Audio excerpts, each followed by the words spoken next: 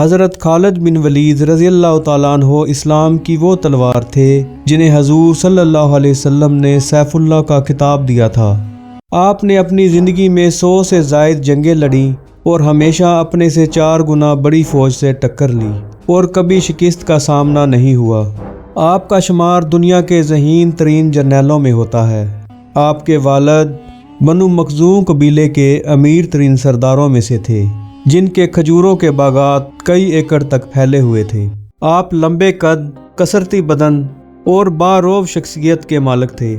आप बचपन ही से कुश्ती, नेज़ाबाजी, शाहसवारी और तलवारबाजी के माहिर हो गए थे।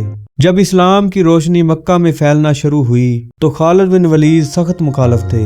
गज़वाए ओहद और गज़वाए खंदक में आप मुसलमानों के खिलाफ लड़े।